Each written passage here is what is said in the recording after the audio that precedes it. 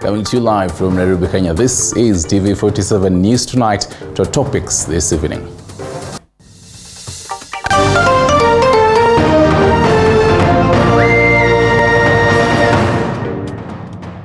Tonight, Kenya Kwanza flexes its political muscle at the Senate on the recomposition of IEBC, a move that could see the president have say on the new commissioners.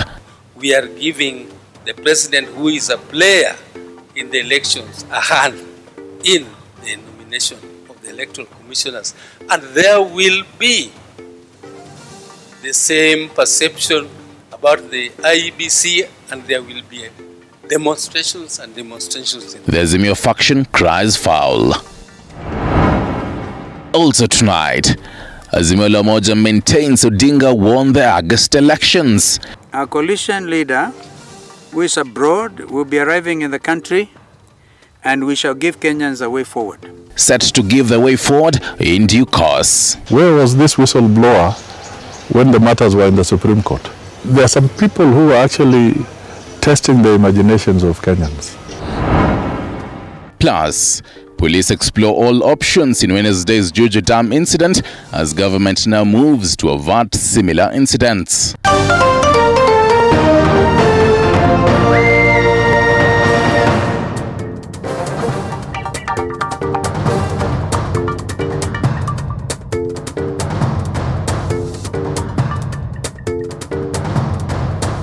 Good evening. Catherine Simalo is on the sign language interpretation. My name is Stanley Iringete. You can always talk to us on our socials below your screens right about now. Now to one of our top stories this evening. With President William Ruto expected to visit West Pokot County over the weekend, the residents and leaders alike have outlined issues they want addressed to curb the runaway insecurity in the area. Now this comes amid a recent banditry attack that left 2 people dead and 1 person injured on Wednesday. The silence here is loud as we make our way through this dusty road. The residents here at Akiriamet village, Chesagon area at the border of West Pokot County and Elgeyo Marakwet County are still coming to terms following a recent banditry attack. What was to be a normal Wednesday for 27-year-old Korir Kopatag and 34-year-old Dennis Terer as they grazed their livestock took an unfortunate turn of events after suspected bandits attacked them and opened fire, making away with at least 30 goats.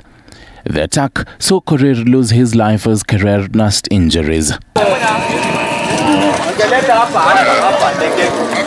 Cheruiyot Kibet, a lorry driver of the China Highway Construction Company, also met the same fate as Korir after he was attacked and killed by the suspected bandits. After the incident, the suspected bandits escaped towards Kaben area in Marakwet East Sub-County. Sigor MP Peter Lochakapong has however faulted the National Police Reservice deployed in the Marakwet area for misusing the guns given to them by the government. Tulieleza waziri kwamba usipochunga kuna wale ambao watakushika mateka, watakudanganya na wakwambie wale ndio shida. Leo lazima ufanye uchunguzi wako kamili na uestablish shida iko wapi. The government's approach to disarmaments and of course rearmaments as regards now the NPR has also been treated to some very chaotic approaches in the past. And so in and of themselves, they've had to churn up insecurities in the sense that individuals that have been left on one hand that are not been disarmed have been left to suffer in the hands of some other quarters that are left with guns in their hands. The rising tension on the border comes at a time when President William Ruto is expected to tour West Pokot County over the weekend. So how should his message to the residents and leaders be packaged? The backstopping the government means that the government has, the capacity, as I said, and the ability to actually ensure that every citizen in Pokot, on these affected areas, enjoy utmost security, and that whether it's within internal strife within those enclaves or external, parties that are coming in to disrupt and destabilize security and safety, particularly in those regions, are pretty much dealt with decisively.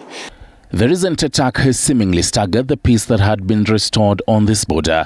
And with the president's visit, the residents here have called upon stringent measures to be taken to curb the attacks. Yale yalifanyika jana si ya kuridhisha hata kidogo. Angetuandalia, angetuonyesha mali vile security inakaa na kutuwekea wenye wanaweza kutulinda mali pale. And we'll definitely be taking a look at and keeping our eyes open and ears to take a look at the president's visit to West Pokot County and the issues the residents there and the leaders have issued so that the president can actually outline them. Now to other matters. Deputy President Rigathi Gachagua is seemingly moving out his boss's President William Ruto's shadow in a bid to chart his own political career. This time, taking up the role of the mediator, taking him close to the grassroots leaders.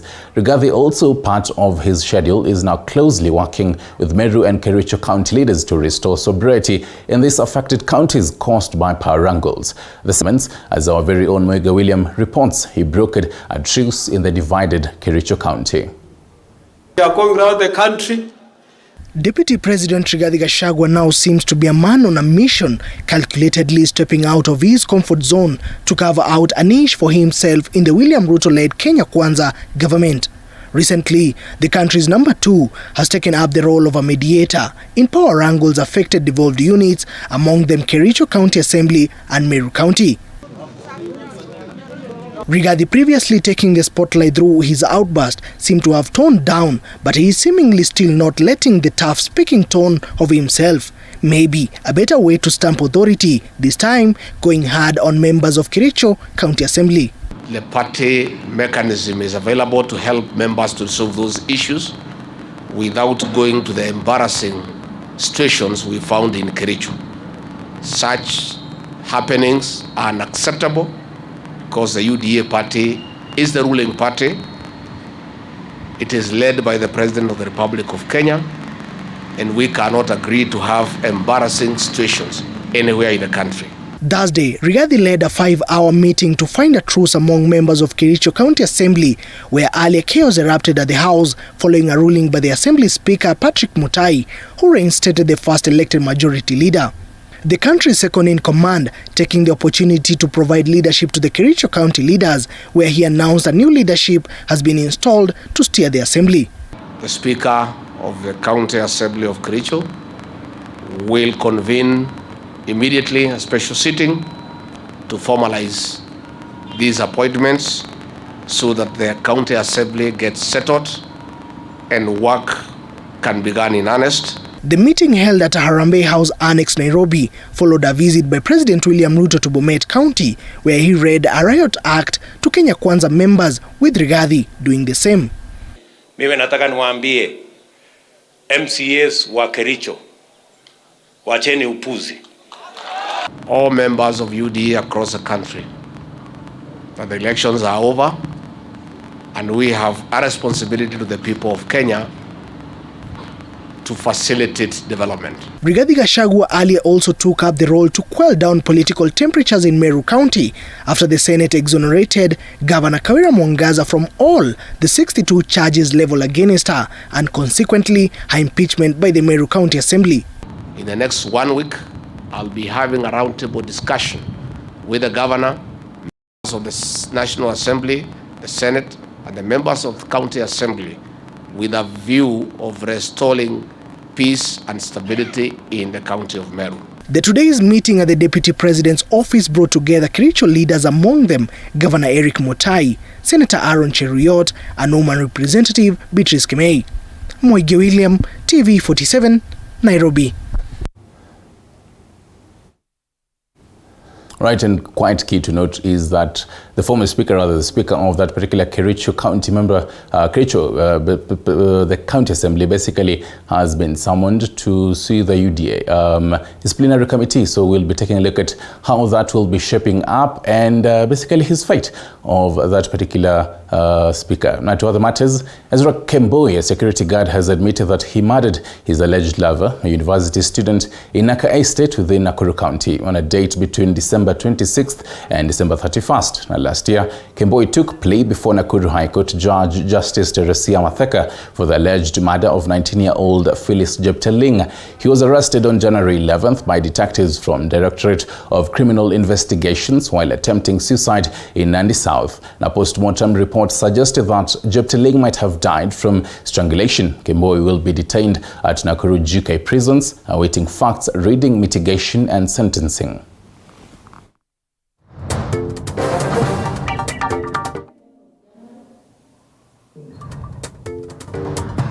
Struggling to finish the ruling last night, and then I realized I didn't have those proceedings and I needed to make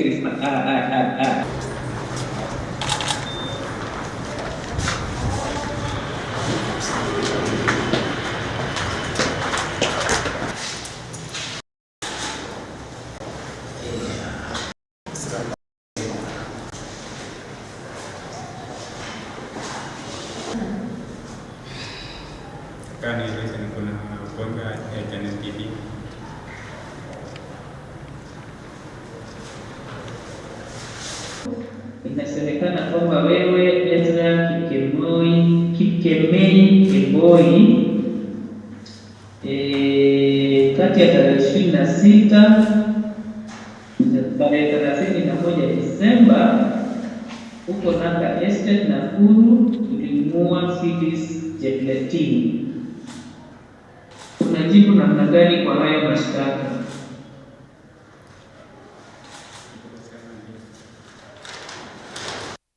Now, away from that, residents of Kihara, Embu County, have protested, complaining about the bad state of the road from Gashie to Kihara.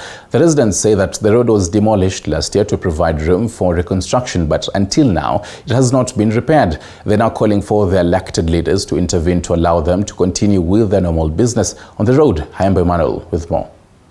Gashie residents are decrying the poor states of the road, which they say has affected their business. They say their business are at standstill due to the dilapidated state of the roads, which has made it hard and expensive for them to get supplies to sell. Maduka hapa zimefunga sote, hakuna biashara. Hawezi enda nunua mkate, japati hapa zinatengenezwa, hawezi nunua kwa barabara, janso ni barabara. Tuko na serikali hii ya UDA.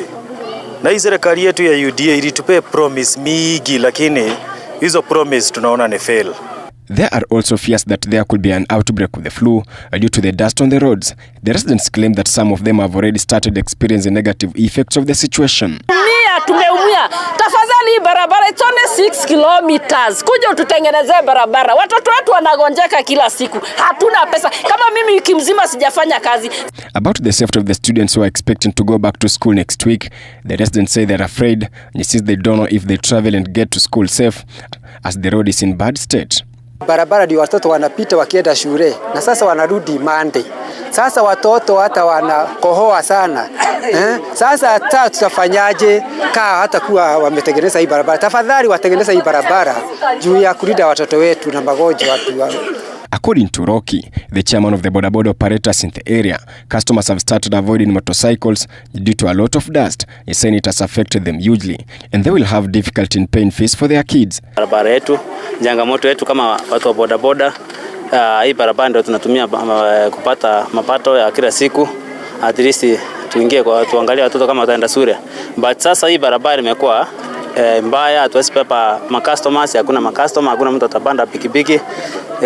Johnson ni fumbi. They are now threatening to deny current leaders a chance to the leadership in the next general election if they fail to listen to their cries. Nataka kutumana tu kwa Kawanjiko na Ruto. Wasipotutengenezea hii barabara, after 5 years we shall revisit. Embu Emmanuel, TV47, Kiambu. Now to matters education, a 2022 KCPE candidate who scored 409 marks is disappointed after she was called to join Pangani Girls National School. Maria Kerubo, not her real name, says her dream was to join Kenya High School, but her teacher allegedly shortchanged her secondary school selection, denying her chance at Kenya High School. Andrin Kilemi reports. A family in Kitutu South Kisii County is struggling to comfort their 14-year-old daughter, who is disappointed by the placement of secondary school after she was called to join Pangani Girls and not Kenya High School as she expected. Maria Kemunto, not her real name, scored 409 marks in the 2022 KCPE exams. She says her dreams were shattered by her teacher after he allegedly shortchanged her secondary school selection. I found out that my application was shortchanged by a teacher in Rubycraft. That is my school where I sat for my KCPE. So my hopes were shattered that way, and I was called to go to Pangani Girls. I don't want to go to Pangani. It's not that it's a bad school, but my dream was to go to the Kenya High School. I really don't want to go to Pangani. Pangani is a good school, okay. We have tried to talk to her.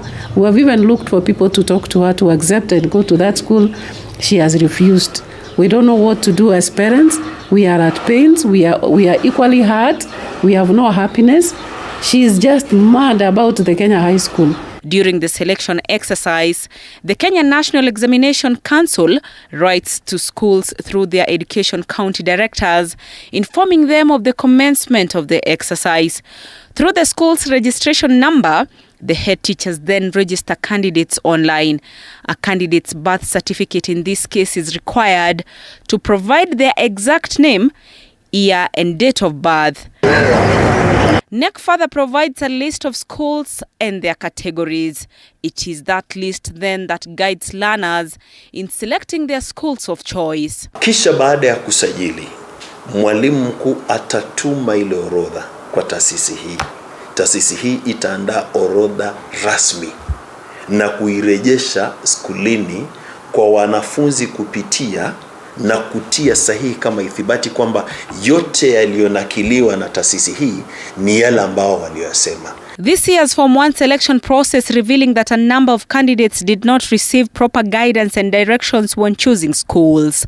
This resulting in some schools attracting an overwhelming number of applicants against their capacity. The process further showing that over 33,000 candidates from over 2,000 schools did not select any schools. The government through the Teacher Service Commission should find a way to equip the head teachers, senior teachers and deputy head teachers from public schools with digital literacy skills so that they're able to do these things on their own instead of relying on the cyber cafes or relying on hired service. This even as parents, learners, teachers and other education stakeholders are urged to fully commit in the selection exercise to offer support and guidance to learners so as to evade such incidents.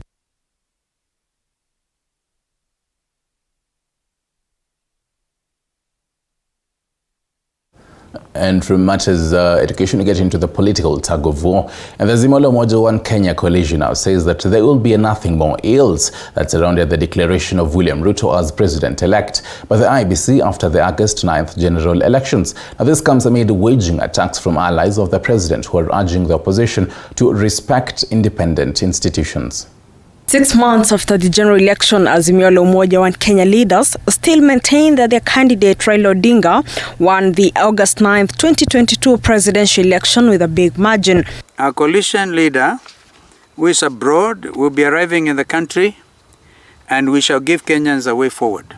The embattled team now say they did not have the valid result when they filed their petition at the Supreme Court challenging President William Ruto's victory. According to reports by a whistleblower, Raila Odinga got 8.1 million votes, while President William Ruto got 5.9 million votes in the recent election. This information just reinforces what we already knew, and it gives us access to documents that we were denied when access to the server was denied. You have stolen our dignity, and you are on a mission to steal our souls. We will not allow you. Actually, what worries me is what has happened to my friend Jeremiah Kioni. He's not the Jeremiah Kioni that I knew. This even as President William Ruto's allies disregard the claims saying the IEBC should be respected as an independent institution. First of all, I think it's hot air. Nothing but hot air. Where was this whistleblower when the matters were in the Supreme Court? There are some people who are actually testing the imaginations of Kenyans. And if you don't want to respect IEBC, respect the Supreme Court. We cannot allow people to start dismantling and disrespecting the institutions that make this country stand. Days after President William Ruto released a bombshell about the events that took place at Bomas the day of announcing the presidential results, Azimio team also say they will soon reveal more shocking details about how the 2022 presidential election was manipulated. Flora Limuki, TV 47. Well, thank you for that, Flora. To one of our top stories this night. The Senate has this afternoon passed the IEBC Amendment Bill 2022 as passed by the National Assembly without amendments, paving way for its transmission to the President for assent. Now, this is after the Kenya Kwanza Alliance utilized its numerical strength to defeat key amendments proposed by the Azimio coalition that would have altered the composition of the selection panel. Apollo Kamau reports on today's special sitting vote.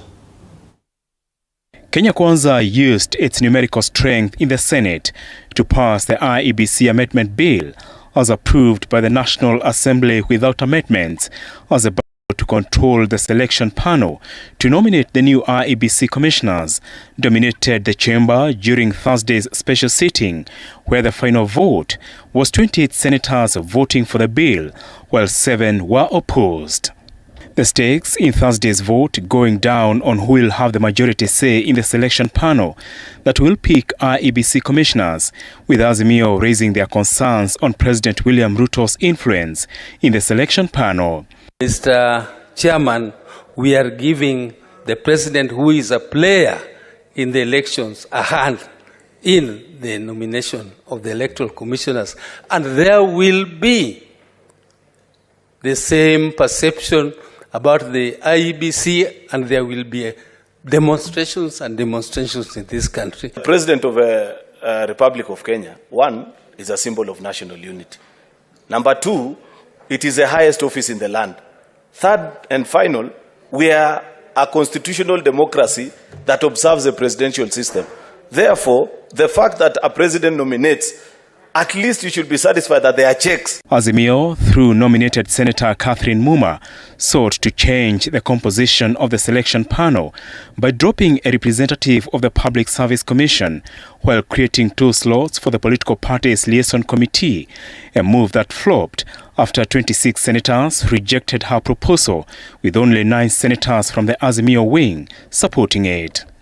Politics, as we all understand, is all about perception. We must start this particular journey towards an IEBC that is responsible for 2027 with the full confidence of all the political players. Bomet Senator Hilary Sigei, who is the chairperson of the Senate Justice and Legal Affairs Committee, dealt the last blow to Azimio's hopes. Sigei had proposed the selection panel to have 1 slot for the Parliamentary Service Commission, another slot for the Public Service Commission, 2 slots for majority and minority in the political parties liaison committee, 2 slots for the Interreligious Council, and a slot for the Law Society of Kenya. I rise to oppose the proposal by Senator Kathy Muma suggesting that we remove the Public Service Commission, and I support the proposal from the National Assembly as it is. The move means the final bill passed by the House has a Parliamentary Service Commission allocated 2 slots for the majority and minority parties, Interreligious Council 2 slots, the Political Parties Liaison Committee 1 slot, the Public Service Commission 1 slot, and the Law Society of Kenya 1 slot. Given the bill was approved without amendments, it will now be taken to the National Assembly to be forwarded to the President for assent. Apollo Kamau, TV 47. Well, thank you for that, Apollo. Now, Baringo South has continued to witness frequent banditry attacks disrupting normal activities, including learning. Residents can now breathe a sigh of relief as government vows to crack down on bandits and enable the return of learning in the area. Collins Lesweti reports. Banditry attacks in Baringo South have led to closure of 9 schools, forcing school-going girls into early pregnancies and marriages. The affected schools include Kapindasum, Arabal, Embosos, Rugus and Gelecha. Reports indicate the schools have remained closed for a long time, with non-local teachers failing to report back for fear of being attacked. In an effort to restore order in the area, the government has launched an operation seeking to flush out the bandits and enable the return of learning, with the education calendar expected to resume on 23rd January. Na hatutarudi hapa kuongea hiyo story. Hata operation inaendelea. Sisi ni kuja kuongeza nguvu. Residents have expressed their disappointment over what they termed as failure by the government to deal with the bandits, who continue to cause disturbance in the area, saying their lives are in great danger. Some have even vowed never to allow their children back in schools, saying numerous meetings with security and government officials have failed to yield any success. Sasa mnatuambia shule ifunguliwe kama wananchi wako, nani huyu atafungua? Mwalimu ya nani ama mtoto ya nani ataenda kufungua shule? Ariski maisha yake kwa shule, ana punduki, ana kila kitu, na afundishe, na hata raia wenyewe wako katika hiyo sehemu. Wakati mlikuwa Ebasos, nithibitisha kuwa pandit wako kabisa, sababu walifunga lori hapo saa ile mkikuja hivi. Kuna lori kwa naenda white na wakafunga hiyo lori, inamaanisha kuwa maisha yetu iko hali ya hatari sana. Rift Valley Regional Commissioner Abdi Hassan has, however, assured residents that this time round the government is leaving nothing to chance in the fight against bandits, promising residents peace and calm in the region. Turudi hapa tena kwa hii miti. Tukirudi hapa ni sherehe. Area Member of Parliament Charles Kamuren showed concern for the suffering of the residents due to frequent attacks, calling on the government to assist with food and additional security. We have told the government to provide food for the parents, provide food for the students, increase the number of NPRs, every institution to have 10 NPRs. Collins Lusweti, TV 47. To other matters, in a bid to caution the vulnerable in the society, President William Ruto has increased the national government affirmative action fund, that is NGAF, from 1 billion Kenyan shillings to 3 billion Kenyan shillings in the next financial year. Speaking during a meeting with women representatives across the country in State House, Nairobi, President William Ruto explained that the increment will provide an avenue for the promotion of enterprises and value addition initiatives. The president challenged the women leaders to be at the center in promoting local manufacturing by acquiring the sanitary towels to curb teenage pregnancies. Enhance the women kitty for NGAF from 2 billion to 3 billion. And that you will also support me and the government in making sure that everybody pays tax. We understand that money is tight, but we want to assure you that the money that we have as women reps, right? Only 16 of us came back. The rest of them, majority are new. We will mentor them, we will guide them, we will make sure that we deliver to the hustler nation because we are affirmative. I've cried to you before about the need to change our regulations, the need to be entrenched into treasury, the need to be pegged as women fund into the national cake. These women, Your Excellency, they are behind you. And you know women are the pillars of our country. Mama, thank you so much. I don't take it for granted that you have agreed to come and have this meeting with us. And I am also aware that many women have gone through difficult times serving as women members of parliament representing counties. And it is my intention to try and assist women members of parliament from the counties to make the seat that you occupy relevant to the country, relevant to the women of Kenya, and serve together with us in making Kenya better. We are where we are, mainly because of the support that we got from women of this country, and those of us who fought the fight and reached where we are. Your Excellency, as we have already said, as women, we are ready to support you. We have always supported you. And even those people who are not in our party are ready to support you. All right, some 28 minutes past the top of the hour. You're watching TV 47 News Tonight. We'll be right back after this short break.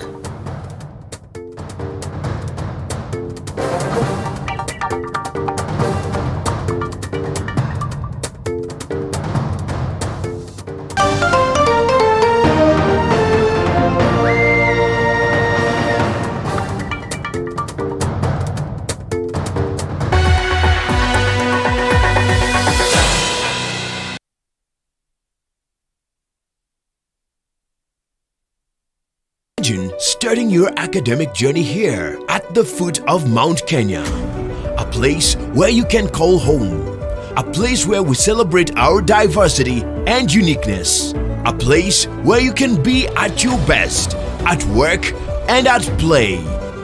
That place is Embu College.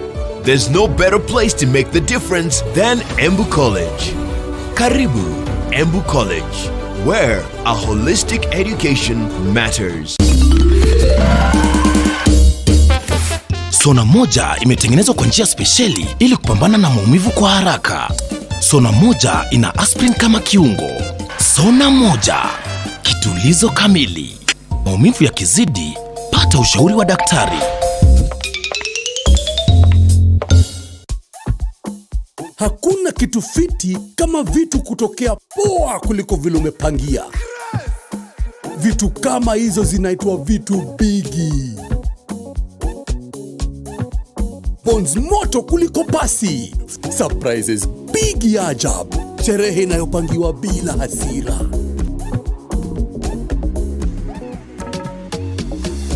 Krisini bigi na inachacha on GOtv.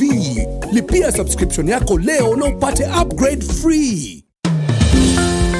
Are you looking for a distinguished institution of academic and professional excellence to kickstart your career?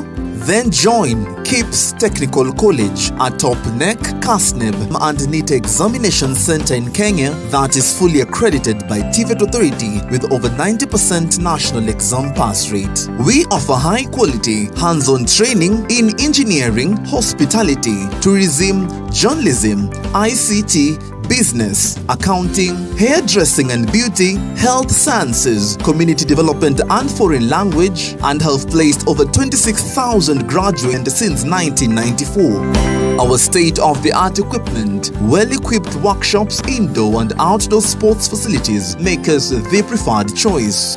During my training, I was able to become a SCIPS, which has helped me to achieve my goals in community development. Admissions for January 2023 intake is ongoing. For more information, call 0720-813-113 or visit any of our 6 campuses located within Nairobi. KIPS Technical College, your sure path to success.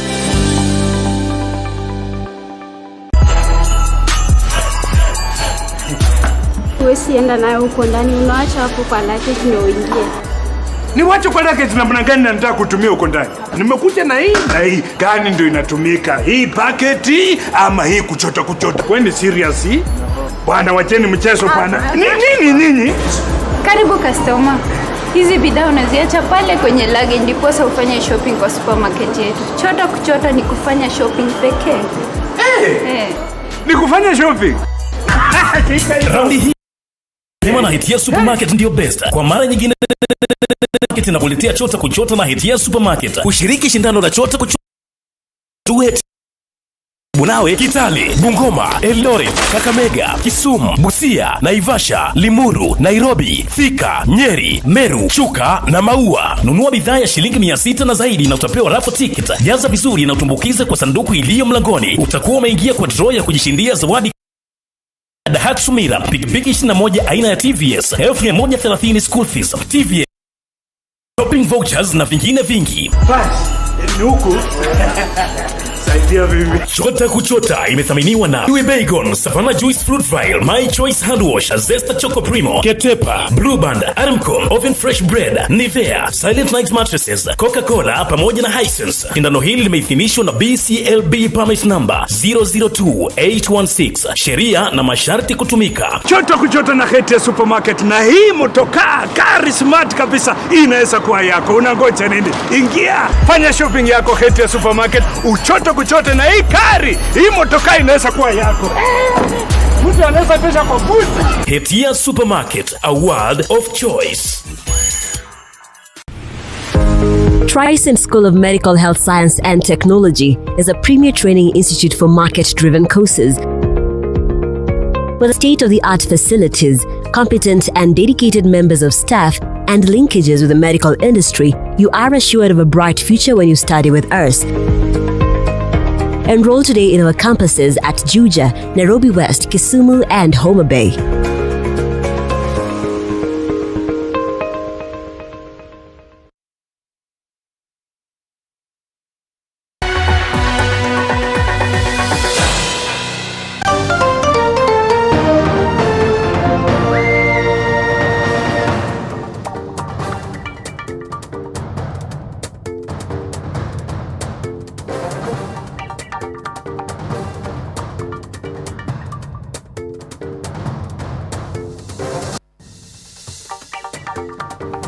Right, welcome back. This is TV47 News Tonight. Now, family in Gatundu, Embu County is in agony following the detention of the 10-year-old son for failing to clear 250,000 Kenyan shillings hospital bill. This is despite the doctor discharging him. On 29th December 2022, Joel Munga Nganga fell from a 2-story building in Gatundu, Embu County, sustaining potentially life-threatening injuries on his head. His family then took him to Gatundu Level 5 Hospital, where he was later referred to Kenyatta National Hospital, where he was supposed to receive treatment for a fracture in his skull. Tukampeleka hosi, kuenda hosi, tukaambiwa tuende Thika, picha. Tukachukua ambulance tukampeleka Thika, kumpeleka Thika tukamrudisha Gatodo, tukaambiwa hawezi kutibiwa hiyo hosi ya Gatodo. Sasa tukaambiwa tugoje watafute hospitali ya serikali. The family failed to secure a hospital bed for the boy at the Kenyatta National Hospital and all other public facilities that they approached, leaving them with the option of a private hospital.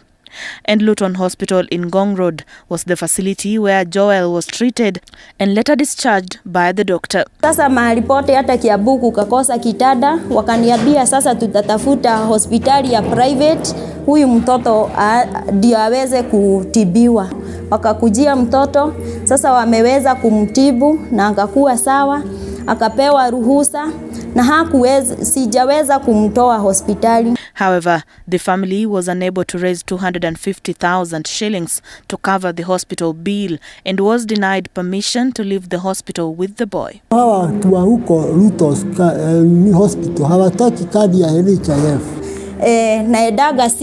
Naedaga kwa hospitali saa 1 ya usiku ndio niweze kulala na huyu mtoto. Detention of patients and even bodies by hospitals over unpaid hospital bills has become a very common phenomenon, the facilities in question justifying the practice on the basis that it will be difficult to follow up on unpaid bills once patients have been released. And with desperation, families are forced to turn to neighbors, well-wishers and friends to raise funds for hospital bills. Wakichangisha pesa na at the end of the day hawapati hiyo pesa yenye wanahitaji. Mtu anaenda anapata 100, anapata 200 na istoshe kuna watoto wengine na wamefichwa mahali ili huyu mama apate hiyo uwezo ya kutafuta pesa za kuchangisha kwa sababu ya mtoto wao. Sylvia Nyongesa, TV47. And from that, President William Ruto this afternoon presided over the groundbreaking ceremony of the Ruiru Affordable Housing Project in Embu County. The project is set to deliver 1,050 housing units. The Ruiru project is expected to alleviate the housing deficit and boost the local economy. Speaking during the launch, Ruto said his government was on course in delivering the project. Sasa Ruiru tumekubali kufanya sana Moses Kuria na jambo, nami naitwa Ann Boy Child na Pombe. Tumekubaliana na gavana wenu na wizara yetu ya kwamba Kiambu tunajenga nyumba 50,000. 50,000. Hii sasa ni 1,000. Sasa imebaki 49,000. Sababu tunataka kuondoa aibu ya watu kuishi mahali ambapo hapafai. Watu wengi, karibu watu milioni 6 Kenya wanaishi katika informal settlements, mahali inaitwa slums. Watoto wetu wanaangaishwa na pombe haramu. Na ndio tumesema the provincial administration must work with our county governments to make sure that we do not sacrifice our children. Wale watu watakuja kuishi hapa, an extra 1,000 people wako na watoto, na hao watoto lazima waende shule. So nimekubaliana na wao hapa Ruiru Primary na St. George Primary wataenda kujenga madarasa 12 kule, mahali watoto ambao watakuja kuishi hapa wataenda kupata shule yao hapa. I'm told it is kwa hospitali, kwa sababu hata hawa watu ambao wanakuja kuishi hapa watahitaji hospitali. Mmesikia kwamba kule hakuna male And most definitely, I know the residents of Kiambu and Ruiru specifically are really waiting for that particular project to be completed. Now, a day after a man and a woman drowned in Titanic Dam that is in Juja, Kiambu County, with a vehicle in a suspected suicide incident, Juja OCPD Phyllis Muthoni, in whose jurisdiction the incident happened, has cautioned locals who oftenly make merry around the killer dam to be more vigilant whenever they visit the area. She warned that moving forward, the security will not allow anyone around the place after 6 p.m. The body of the man, which was retrieved from the dam, was taken to City Mortuary, where post-mortem was conducted Thursday as the family, led by his wife, spoke. Mike Kagongo with more. The fatal incident which took place on the night of Tuesday this week has left more questions than answers on what transpired. The only thing the police are certain of is that Tyrus Minor drove the car into the dam, but being so early in the investigation, sleuths on the case are yet to piece together his final moments. Bado haujajulikana, lakini tunaomba wananchi waangalie na wajue hiyo msichana, waende waangalie paka huko, watusaidie kujua kutabua hiyo mwili ya hiyo msichana. Lakini mwili wa mwanaume immediately ile gari ilitolewa kwa maji ikaonekana, na hizo picha zikaenda viral. Mara moja watu walifroko katika Mugodha police station na wakajua. Titanic Dam area has become popular with revelers who carry soft drinks or liquor to imbibe as they enjoy view. Okay, watu wajivinjari lakini waache kuswim. Swimming, tuseme kama swimming pools zenye ziko kwa hoteli ni 200, so mtu anaweza enda huko. Zinaorganiza ignorance na pride. Unaona ignorance na pride ndio nakulaga watu sana hapa. Kitu ya kwanza watu wanakujanga hapa na wenye. These beer bottles scattered all over the ground are clear evidence that locals use the fresh breeze to chill and have a good time. Locals say the place is usually crowded over the weekend, especially on evenings with their cars to enjoy the space and serenity the dam offers. Ni place iko na breeze fiti, place imechill. Alafu na kitu kingine zenye saizi Kenya mambo ni ngumu sana. Kila Mkenya anapiga hesabu ya economy, unaona? So mtu akipiga hesabu anaweza enda achukue pombe yake kwa Winston Spirit, akuja kunyia hapa kama ametulia. Anaona ni fair kuliko kwenda kwa club at a high price. Ati akae kwa club. Na hapa atapata fun yote, gari iko na music, iko na nini. Some locals say Mr. Minor might have been drunk and that instead of reversing the vehicle, he may have mistakenly driven into the dam and sunk, while others pursue that he may have driven into the water intentionally, thus pointing to suicide. Minor's kin, who went to identify his body, painting the picture of a loving husband. Nikampigia nikamuuliza, hey baby, umefika wapi? Kaniambia niko hapa Juja, nakula kanyama nikuje nyumbani. Na nikamuuliza vizuri, nikupikie nini leo? Kaniambia tu yenye utaona nzuri. Na kaniambia nakuja. Hapo saa 3 ikafika, nikajaribu kumpigia, simu imezimwa. Juja OCPD Phyllis Muthoni said it was a bit difficult to establish the real identity of the lady he was with, as it has not been claimed by anyone at the city mortuary, warning locals that the police will not allow anyone to be around the place beyond 6 p.m. Ile mahari kuanzia saa 12 jioni hatutaki kuona mtu area hiyo, na tutashirikiana na county government, watu ya DCI, wananchi wale wazuri wako pale area hiyo, na tutapata information na tutadeal na watu, na kudeal na watu wataenda kujibu kotini kusema ni kwa nini wanakataa zile amri zinatolewa. It's a place regarded as a park and chill where locals oftenly come to have a good time with their loved ones and friends. Now the matter remaining at the hands of police to unravel on what happened on the night of Tuesday. Mike Kagwongo, TV 47, Kiambu County. And from Kiambu County to Embu County, where Tabitha Wanja, a woman who believes an arson attack that claimed the lives of her neighbors was meant for her, says her family has been shunned by neighbors who are accusing them of tragedy. Now, Wanja believes her estranged husband is behind the attack, following threatening messages he sent her. Had everything gone as per the script, Tabitha Wanja from Ngimari village in Embu East sub-county will not be alive today. Wanja has reason to believe that her ex-husband Boaz Wanjala was behind the arson attack that claimed the lives of 7 people, all from one family in Ngimari. Prior to the attack, which took place on 2nd October 2022, Wanja says Wanjala had been sending her threatening messages after they had separated. It is then that it is believed the suspect torched the wrong house, killing all 7 occupants. Sasa hapo ndo nikakuja na mimi nikakaa huku nikapata mtoto mmoja kijana. Baadaye ndo niliona sasa Boaz ameanza sasa kutuma message za vitisho. Hapa tulikuwa na mamangu akaanza kusema wewe leo usiku nakuja kuwachoma na huyo mamako na huyo mtoto umezaa kijana. Huyo mwenye umezaa babako. Sasa mimi nikashindwa mbona tena na alioa na akapata mtoto na mimi nika move on. Mamangu akaniambia usinyamazie hizo message. Ende upeleke police station. Nikamwambia sawa nitapeleka kesho. Sasa tukalala hiyo Saturday na wasiwasi tunaulizana sasa kama anaweza fanya kitu kama hiyo. And so the last 3 months have been a nightmare for Wanja's family. They are living in fear and they say neighbors are avoiding them. Sasa tukalala hiyo Saturday.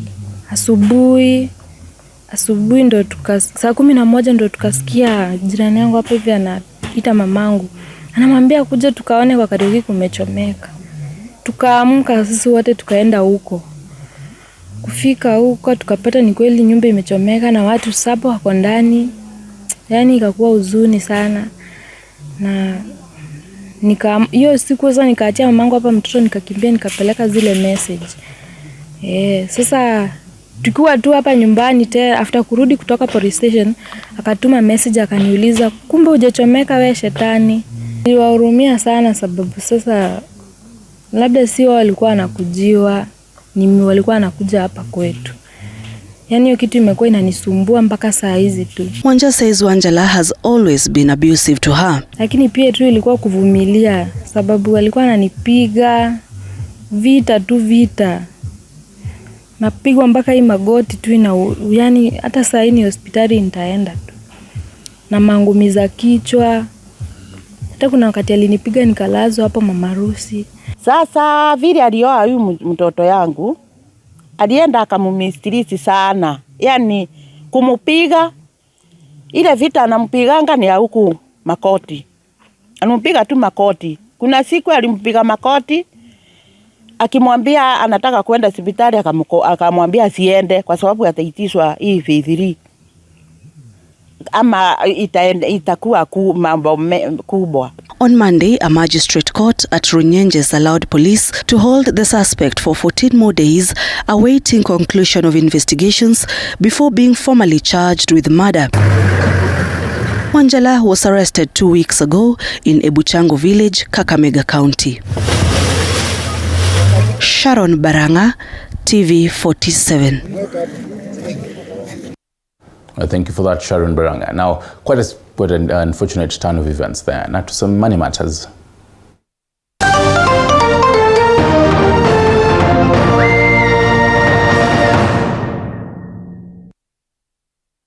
And the Kenya Kwanza government is looking towards scaling up the tax collection system as KRA begins to track the mobile transactions to help collect more tax for the government. Now, the move comes after Treasury had already prepared the 2023-2024 budget policy as part of the economic turnaround plan to collect 3 trillion Kenyan shillings.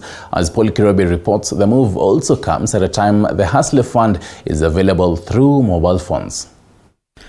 President William Ruto's plan to increase the tax bracket is seemingly coming to fruition, leaving many Kenyans disgruntled, especially after it was revealed that the taxman could start tracking mobile money transactions of every Kenyan. The Exchequer, through the 2023-2024 budget statement, says as part of the economic turnaround plan, the government will scale up revenue collection efforts by the Kenya Revenue Authority to 3 trillion Kenya shillings in the financial year 2023-2024 and 4 trillion shilling over the medium medium term. Linking the taxman system will give it visibility of real-time mobile transactions and a rare peek into Kenyans' lifestyle, since most Kenyans have been using mobile transactions to carry out most of the business activities and evade paying taxes. Safaricom's M-Pesa has 30 million registered customers transacting billions daily. The fact that this opportunity remains unclear to carry demonstrates why radical changes are necessary. Every Kenyan with an ID should have a PIN number. Just as simple as that. Since the government is looking forward towards recovery of the economy, the 2023 budget policy statement